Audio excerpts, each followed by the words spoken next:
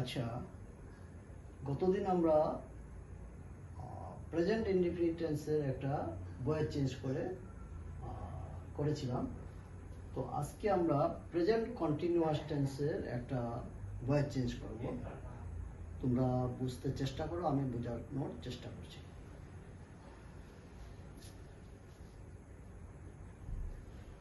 একটা সেন্টেন্স লিখছি আমি প্রেজেন্ট কন্টিনিউয়াস টেন্সের।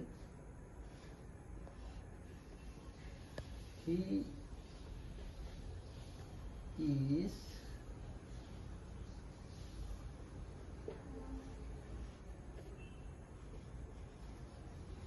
writing a letter. আচ্ছা, he is writing a letter অর্থাৎ সে একটি চিঠি লিখিতেছে। এটা হচ্ছে প্রেজেন্ট কন্টিনিউয়াস টেন্স। যদি সেন্টেন্সটি প্রেজেন্ট কন্টিনিউয়াস টেন্স হয় তাহলে ভয়েস চেঞ্জ কিভাবে করতে হয় দেখো। প্রথমে আমরা কি বের করব?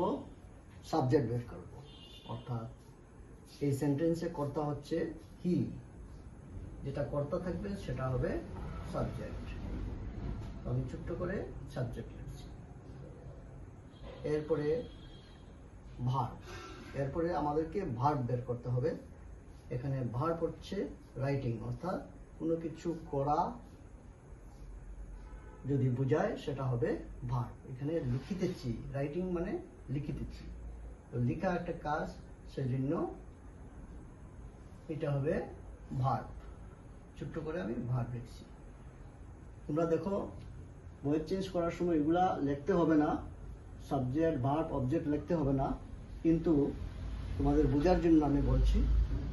তো ভার্ব বের করানোর পরে আমাদেরকে অবজেক্ট বের করতে হবে। অবজেক্ট কিভাবে বের করতে হয় গতদিন আমি শিখিয়েছি। ধরো ভার্ব আছে, ভার্বকে তোমরা কি বা কাহাকে দিয়ে প্রশ্ন করে যেটা উত্তর পাবে সেটা হবে অবজেক্ট। এখানে ভার্ব কোনটা? রাইটিং। তাহলে কি লিখিতেছি, কি দিয়ে প্রশ্ন করো। কি লিখিতেছি? এ লেটার, অর্থাৎ এ লেটার, একটি চিঠি লিখিতেছি। তাহলে এ লেটার হবে অবজেক্ট।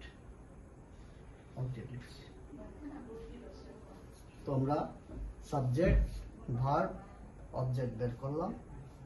এখন ভয়েস চেঞ্জের প্রথমে অবজেক্ট দিয়ে শুরু করতে হবে, অর্থাৎ এ লেটার, এটা হচ্ছে অবজেক্ট।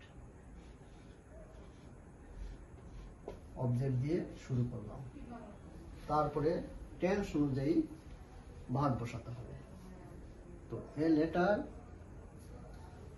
এটা হচ্ছে প্রেজেন্ট কন্টিনিউয়াস টেন্স। তাহলে প্রেজেন্ট টেন্স যদি থাকে তাহলে ইজ বসাতে হবে। আরেকটা কথা তোমরা মনে রাখবে যে সেন্টেন্সে যদি আইএনজি থাকে অর্থাৎ কন্টিনিউয়াস টেন্স হয় তাহলে অতিরিক্ত একটা বিং লাগে। এখানে আছে রাইটিং, তাহলে রাইটিং আইএনজি আছে, তাহলে অতিরিক্ত বিং লাগবে।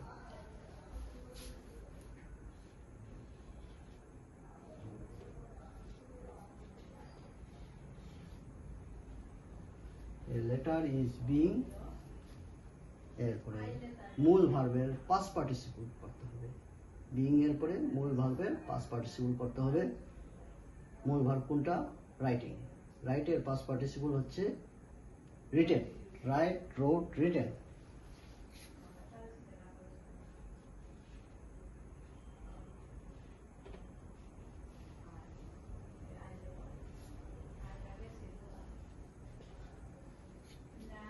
রিটেন লিখলাম।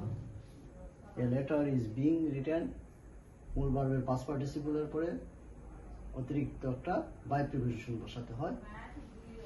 বাই প্রিপোজিশন বসালাম,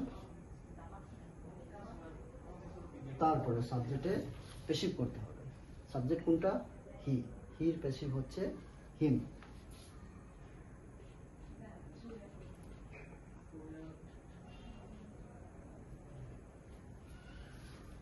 হি ইজ রাইটিং এ লেটার। প্রথমে আমরা শুরু করলাম অবজেক্ট দিয়ে, এ লেটার বসালাম, এরপরে টেন্স অনুযায়ী ভার্ব বসাতে হয়, ইজ বসালাম। যদি সেন্টেন্সে আইএনজি থাকে তাহলে অতিরিক্ত একটা বিইং বসাতে হয়। তারপরে মূল ভার্বের পাস্ট পার্টিসিপল করতে হবে, মূল ভার্বের পাস্ট পার্টিসিপল করলাম, রাইটের পাস্ট পার্টিসিপল হচ্ছে রিটেন। তারপরে আমরা মূল ভার্বের পাস্ট পার্টিসিপলের পরে আমরা অতিরিক্ত বাই প্রিপোজিশন বসাবো, বাই প্রিপোজিশন বসালাম। তারপরে হির সাবজেক্টের পেসিভ করতে হবে, অর্থাৎ এখানে সাবজেক্ট হচ্ছে হি, হি এর পেসিভ হিম বসালাম। তো আশা করি তোমরা বুঝে গেছো। তো যদি ভালো লাগে আমার চ্যানেলটা তোমরা লাইক করবে, তোমাদের লাইক আমি আমি উপকৃত হব নিশ্চয়ই। তো আমি আরও ইন্সপিরেশন পাবো। ঠিক আছে, থ্যাংক ইউ।